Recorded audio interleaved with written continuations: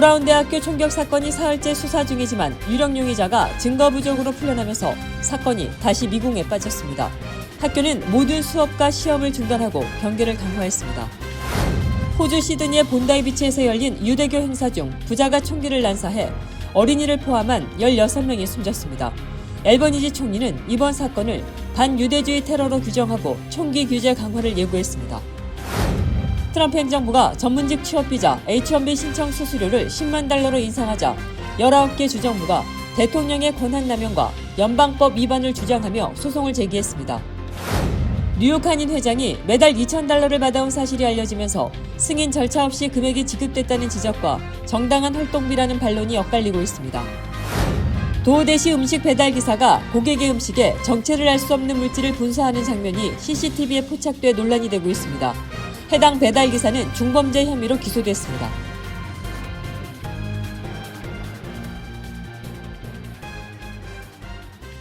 헬문스버그의 최우선의 목표는 최고의 고객 서비스를 제공하는 것입니다. 전문 세일즈팀과 함께하는 고급 쇼룸에서 여러분이 좋아하는 머세디스 벤츠 모델을 만나보실 수 있습니다. 헬문스버그와 함께라면 완벽한 차량을 찾는 데 필요한 모든 것이 준비되어 있습니다.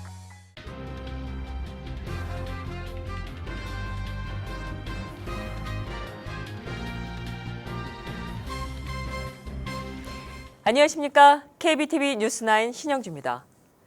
동부 명문 브라운 대학교에서 발생한 총격 사건의 범인 검거가 사흘째 이어지고 있지만 유력 용의자로 체포됐었던 인물이 증거 부족으로 풀려나면서 수사가 원점으로 돌아갔습니다. 대학은 수업과 시험을 취소한 채 캠퍼스 경계를 강화하고 있습니다. 지난 13일 로드아일랜드주 프로비던스에 위치한 브라운 대학교 캠퍼스에서 발생한 총격 사건으로 2명이 숨지고 9명이 다쳤습니다. 사건은 공과대학과 물리학과 등이 입주한 7층짜리 베러스앤드 홀리빌딩 인근에서 발생했으며 복면을 쓴 괴한이 학생들을 향해 총격을 가한 뒤 현장을 빠져나간 것으로 경찰은 파악하고 있습니다. 사건 다음 날 체포됐던 위스콘신주 출신의 24살 남성은 충분한 증거가 없다는 판단에 따라 석방됐습니다. 로드아일랜드주 법무장관 피터 레논하는 지난 24시간 동안 수사가 한 방향에서 다른 방향으로 전환됐다며 현재 확보된 증거들은 이전과는 다른 가능성을 가리키고 있다고 밝혔습니다. 연방수사국 FBI와 프로비던스 경찰도 체포했던 인물을 기소할 수 없어 풀어줬다고 설명했습니다. CNN은 당국이 한때 육군 출신의 24살 남성을 유력 용의자로 보고 수사했다고 전했습니다. 이 남성은 과거 군 복무 중 보병과 저격수 훈련을 받았고 소셜미디어에는 올 가을 학기 브라운대에서 학업을 이어갈 계획이라는 내용이 적혀 있었던 것으로 알려졌습니다. 다만 경찰은 그가 브라운대 재학생은 아니라고 밝혔으며 일부 소식통은 최근 등록했을 가능성을 제기하고 있습니다. 범인 검거가 지연되면서 브라운대는 사건 발생 이후 수업과 시험을 모두 취소했습니다. 조용한 도시로 알려진 프로비던스에서 하버드, 예일대와 함께 아이비리그에 속하는 명문대 캠퍼스에서 총격 사건이 발생했다는 점에서 지역사회와 미국 전반에 충격이 커지고 있습니다. 당국은 용의자 석방 이후 캠퍼스와 주변 지역에 대한 경계태세를 한층 강화하고 있으며 총격범의 행방과 범행 동기를 밝히기 위해 수사를 계속해서 이어가고 있습니다. 호주 시드니 본다이 비치에서 열린 유대교 명절 행사에서 부자가 총기를 난사해 어린이를 포함해 16명이 숨지는 참사가 발생했습니다. 앤서니 앨버니지 총리는 이번 사건을 순수한 악의 테러이자 반유대주의 범죄로 규정하고 세계 최고 수준으로 평가받아온 기존 총기 규제를 한층 더 강화하겠다고 밝혔습니다.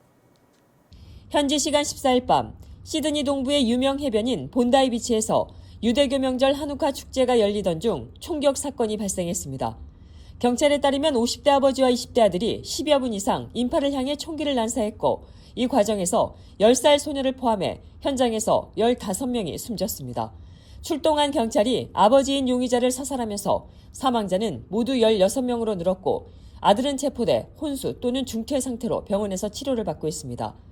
용의자들은 사지드 아크람과 그의 아들 나비드 아크람으로 지목됐습니다. 차량에서는 극단주의 무장단체 이슬람국가 IS 깃발이 발견된 것으로 알려졌습니다. 사망한 아버지는 2015년부터 총기 소지 면허를 보유하고 있었고 사건 당시 6정의 총기를 합법적으로 소지하고 있었던 것으로 확인돼 제도적인 허점이 논란이 되고 있습니다. 희생자들은 10살부터 80대 후반까지로 영국 태생의 랍비와 홀로코스트 생존자, 전직 경찰관, 외국 국적 여성 등이 포함됐습니다. 부상자는 30명 안팎으로 이 가운데 일부는 위중한 상태며 총격을 막으려다 다친 경찰관 2명도 병원 치료를 받았습니다. 앤서니 알바니지 호주 총리는 사건 다음 날 현장을 찾아 헌화하고 이번 범죄는 순수한 악의 테러이자 반유대주의 범죄라며 유대인 공동체와 함께 서서 혐오와 폭력을 반드시 뿌리 뽑겠다고 밝혔습니다. 이어 필요한 조치를 다하겠다며 총기 규제 강화를 공식화했습니다. 호주 정부는 긴급 내각회의와 주정부 지도자회의를 열고 전국 단일 총기 등록제 도입, 총기 소지자 요건 강화, 1인당 보유 총기 수 제한에 합의했습니다. 앞으로 총기 구매는 호주 시민권자로 제한되고 면허 유효 기간과 무기 종류, 개조에 대한 규제도 강화됩니다. 이를 위해 연방정부는 각 주에 약 1억 호주 달러, 하나로 1,000억 원에 가까운 예산을 지원할 방침입니다. 당국은 현재 주마다 다른 총기 관리 체계로 인해 주간 이동 시 총기 추적이 어려웠다는 점이 이번 사건으로 드러났다고 설명했습니다. 토니 버크 내무부 장관은 용의자 중 아들은 과거 정보기관에 관찰 대상에 오른 적은 있지만 당시에는 즉각적인 위협으로 판단되지 않았다고 밝혔습니다. 한편 현장에서는 시민의 용기도 주목받았습니다. 과일가게 주인으로 알려진 한 남성이 총격범 중 한 명을 몸으로 제압해 무장을 해제하려다가 총상을 입었고 이로 인해 더 큰 피해를 막았다는 평가를 받고 있습니다. 이 시민을 돕기 위한 모금에는 이미 100만 호주 달러 이상이 모였습니다. 이번 사건은 1996년 태즈메이니아 포트아서 총기 참사 이후 약 30년 만에 호주에서 발생한 최악의 총기 사건으로 기록됐습니다. 최근 가자 전쟁 이후 호주 전역에서 반유대주의 공격이 잇따르고 있는 가운데 도널드 트럼프 대통령을 비롯한 각국 정상들도 애도의 뜻을 전했습니다. 경찰은 범행 동기와 급진화 과정, 총기 취득 경위를 집중 수사하고 있습니다. 트럼프 행정부가 전문직 취업 비자인 H-1B 비자 신청 수수료를 10만 달러로 현행보다 100배 인상한 데 대해 19개 주정부가 소송에 나섰습니다. 주정부들은 이번 조치가 대통령의 권한을 벗어나고 연방법에도 위배된다고 주장했습니다. 전문직 취업 비자 H-1B의 신청 수수료를 10만 달러, 한화, 약 1억 4천만 원으로 인상한 트럼프 행정부의 결정에 대해 19개 주정부가 제동을 걸었습니다. 캘리포니아 법무장관 로 폰타는 12일 기자회견을 열고 트럼프 대통령은 해당 수수료를 부과할 권한이 없으며 이는 연방법 위반이라며 소송 방침을 발표했습니다. 이번 소송에는 캘리포니아를 비롯해 뉴욕과 뉴저지, 매사추세츠, 애리조나 등 총 19개 주가 참여했습니다. 이번 주정부 소송은 상공회의소와 노동조합연합이 이미 제기한 소송에 이어 세 번째가 될 전망입니다. 트럼프 대통령은 지난 9월 기존 $1,000였던 H-1B 비자 신청 수수료를 100배 수준으로 올리는 포고문에 서명했습니다. 이후 미국 내 기업뿐만 아니라 의료계, 교육계에서도 강한 반발이 이어지고 있습니다. H-1B 비자는 과학, 기술, 공학, 수학 등 이른바 스템 분야의 전문직 외국 인력을 대상으로 발급되며 연간 발급 한도는 8만 5천 건으로 제한되어 있습니다. 기본 체류 기간은 3년이며 연장과 영주권 신청도 가능합니다. 트럼프 행정부는 일부 기업들이 인도나 중국 출신 근로자를 저비용으로 고용해 미국인 일자리를 빼앗고 있다고 보고 있습니다. 하지만 다수의 기업들은 H-1B 비자가 기술 인력 부족을 메우는 데 필수적이라며 수수료 인상이 기업 경쟁력에 부담을 줄 수 있다고 우려하고 있습니다. H-1B 비자 정책과 관련해 행정부와 기업, 노동계 그리고 주정부 사이의 갈등은 앞으로 법원의 판단을 통해 가려지게 될 전망입니다. 뉴욕 한인 회장이 매달 $2,000를 정기적으로 받아온 사실이 확인되면서 재정 집행의 적절성과 내부 승인 절차를 둘러싼 논란이 일고 있습니다. 이사회 승인 없이 회장에게 고정 금액이 지급됐다는 지적과 정당한 활동비라는 회장 측의 해명이 엇갈리면서 조직 운영의 투명성 논란이 커지고 있습니다. 오늘자 뉴욕중앙일보는 이명석 뉴욕 한인 회장이 매달 $2,000를 정기적으로 받아온 것으로 감사 과정에서 드러나 재정 집행의 적절성과 승인 절차를 둘러싼 논란이 커지고 있다고 보도했습니다. 보도에 따르면 일부 이사들은 총회나 이사회 명확한 승인 없이 고정 금액이 지급됐다며 운영의 투명성에 의문을 제기했습니다. 반면 이명석 회장 측은 곽호수 이사장 승인 아래 정상적으로 진행된 사안이라고 반박했습니다. 신문은 논란이 감사 과정에서 불거졌다고 전했습니다. 한 임원은 6개월마다 진행된 감사에서 6월 이후 매달 $2,000가 특정 법인 계좌로 지급된 사실이 확인됐다고 밝혔으며 보도에 따르면 해당 법인은 이 회장이 대표로 있는 뉴욕 벼룩시장으로 알려졌습니다. 이사회 관계자는 정기 지급이라면 단순 경비 보전이 아닌 활동비 개념이라며 이사회 승인 없이 개인에게 정기 지급된 점은 문제라고 지적했습니다. 이에 대해 이 회장은 지난 6월 이사회에서 관련 내용이 논의됐지만 결론이 나지 않았다며 사무국 인력 퇴사로 업무 부담이 커져 활동비 차원에서 지급됐다고 설명했습니다. 또 전체 예산 부담이 오히려 줄었으며 개인 보수가 아닌 이사장과 협의된 합리적 범위의 경비였다고 강조한 것으로 전해졌습니다. 신문은 이 회장이 회칙상 회계 책임은 회장에게 있으며 무급 봉사 조항은 명시돼 있지 않다고 밝힌 내용도 함께 전했습니다. 뉴욕주 비영리단체법은 급여나 수당 지급 시 이사회 승인과 이해충돌 절차, 합리성 검증을 요구하고 있습니다. 전직 회장단은 과거 어떤 회장도 고정 월급을 받은 적이 없었다며 비영리단체의 봉사직 회장이 금전적 대가를 받는 것은 조직의 신뢰를 해칠 수 있다고 우려했다고 신문은 보도했습니다. 이명석 회장은 현재 재무이사가 검토를 진행 중이며 필요한 부분은 재무위원장이 재차 확인하고 있다며 절차가 마무리되면 이사회와 한인사회에 재정을 투명하게 공개할 계획이라고 밝힌 것으로 뉴욕중앙일보는 전했습니다. 도어대시 음식 배달 기사가 고객의 음식에 정체를 알 수 없는 물질을 분사하는 장면이 CCTV에 포착이 돼서 논란이 되고 있습니다. 해당 기사는 경찰 조사에서 거미를 쫓으려 했을 뿐이라고 주장했지만 음식을 먹은 고객 부부는 구토와 심한 통증을 호소했고 결국 배달 기사는 중범죄 혐의로 기소됐습니다. 도어대시 음식 배달 기사가 음식물을 현관에 놓은 뒤 정체 불명의 스프레이를 분사하는 사건이 발생해 기소됐습니다. 사건은 지난 12월 7일 인디애나주 한 주택 앞에서 발생했습니다. 도어대시 배달원인 코트니 스티븐스는 패스트푸드 체인 아비스의 음식을 고객의 현관 앞에 내려놓은 뒤 배달 인증 사진을 찍고는 배달물 위에 에어로졸 형태의 물질을 분사하는 모습이 현관문 카메라에 고스란히 담겼습니다. 파란 머리의 스티븐스는 이후 경찰 조사에서 음식에 뿌린 것이 아니라 근처에 있던 거미를 쫓기 위해 분사했다고 진술한 것으로 전해졌습니다. 하지만 음식을 먹은 고객 맨디와 마크 카딘 부부는 전혀 다른 피해를 호소했습니다. 마크 카딘은 현지 언론과 인터뷰에서 아내가 몇 입 먹자마자 갑자기 숨을 헐떡이며 기침을 했고 곧바로 구토했다며 입과 목에 심한 화끈거림을 느꼈다고 말했습니다. 부부는 배달원을 도어대시 앱을 통해 연락하려 했지만 이미 차단된 상태였고 이후 CCTV 영상을 확인한 뒤 배달 기사를 알아보기 위해 사진을 페이스북에 공개했습니다. 경찰은 이를 통해 스티븐슨의 신원을 확인했습니다. 당시 스티븐슨은 켄터키주에 거주하면서 아버지를 만나기 위해 인디애나에 체류 중이었고 방문 기간 동안 도어대시 배달 일을 했다고 진술했습니다. 경찰은 스티븐슨을 중상해를 초래한 폭행 혐의 2건, 소비자 포장 훼손 혐의 2건으로 기소했으며 그녀는 켄터키주에서 체포돼 인디애나로 송환될 예정입니다. 카딘 부부는 분사된 물질이 후추 스프레이였을 가능성이 크다고 추정하면서도 요즘 세상에는 뭐가 들어 있었을지 아무도 모른다며 쥐약일 수도 펜타닐일 수도 있었고 아내는 목숨을 잃을 수도 있었다고 불안감을 드러냈습니다. 이번 사건으로 부부는 다시 배달 앱을 통해 음식을 주문할 수 있을지 모르겠다며 심리적 충격을 호소했습니다. 연방교통안전청 TSA가 항공기 승객 정보를 이민세관 단속국 아이스와 비공식적으로 공유해온 사실이 드러나 논란이 일고 있습니다. 뉴욕타임스에 따르면 TSA는 국내선 승객 명단을 정기적으로 아이스에 제공해왔으며 이 정보가 추방 대상자 데이터베이스와 대조돼 실제 공항 체포에 활용된 사례도 있었습니다. 해당 프로그램은 공개되지 않았고 승객들에게도 사전 통보가 없었습니다. 시민단체들은 일상적인 항공이동이 이민 단속 수단으로 악용되고 있다고 비판했습니다.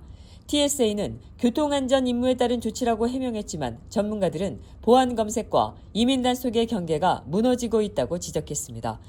연말 기간 동안 여행이 집중되는 시점에서 이번 논란은 시민들의 이동 정보가 정부 감시망과 얼마나 밀접하게 연결돼 있는지를 보여주고 있습니다. 뉴저지의 판매세가 현행 6.625%에서 7%로 인상될 가능성이 제기되면서 정치권이 술렁이고 있습니다. 공화당은 민주당이 새 행정부 출범 전까지 남은 레임덕 회기를 이용해 세율 인상안을 추진하려 한다고 주장했습니다. 버겐 카운티의 크리스 디 필립스 의원은 판매세 인상 논의가 실제보다 빠르게 확산되고 있다고 밝혔습니다. 하지만 민주당 관계자는 가능성은 있지만 아직 구체적인 논의는 없다며 신중한 태도를 보였습니다.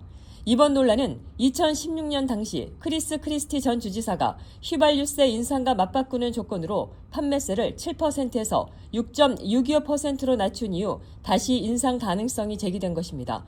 공화당은 오히려 세율을 6%로 낮추는 법안을 발의했지만 상하원 모두 심의 일정은 잡히지 않았습니다.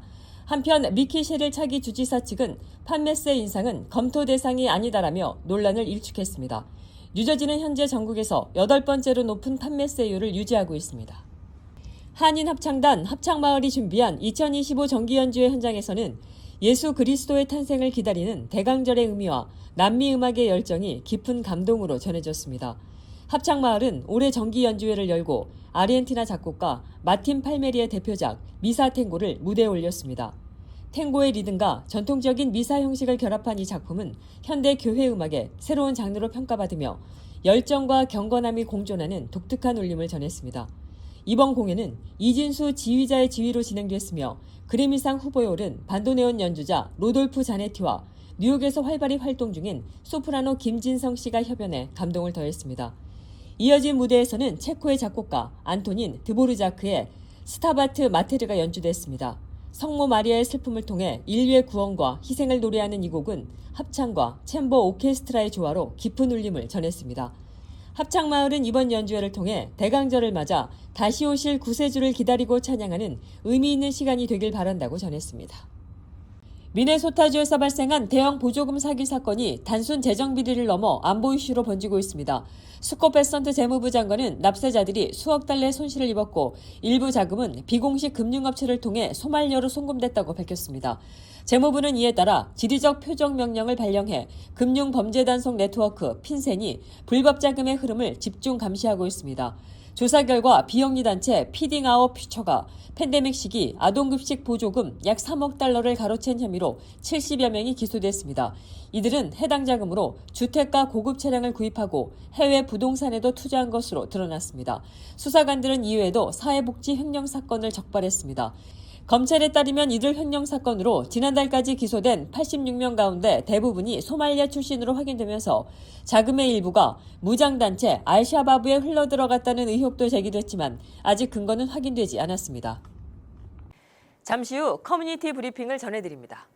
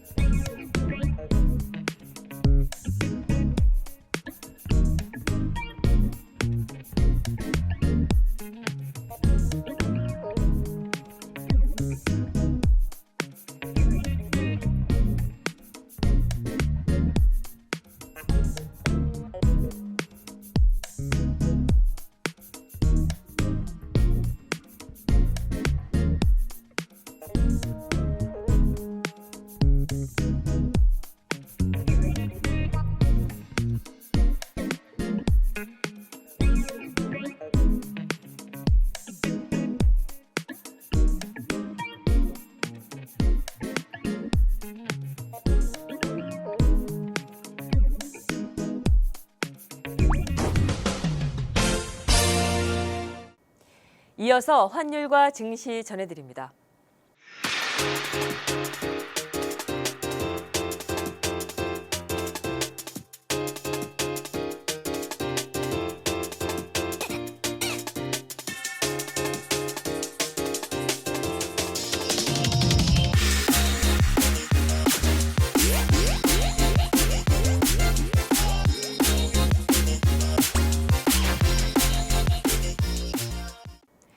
잠시 후 뉴욕과 뉴저지 날씨 전해드립니다.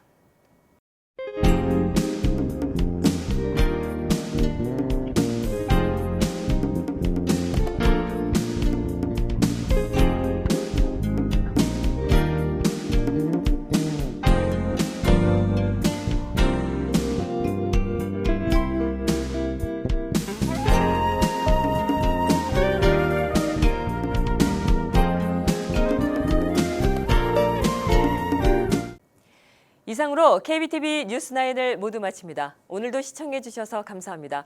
편안한 밤 보내시기 바랍니다.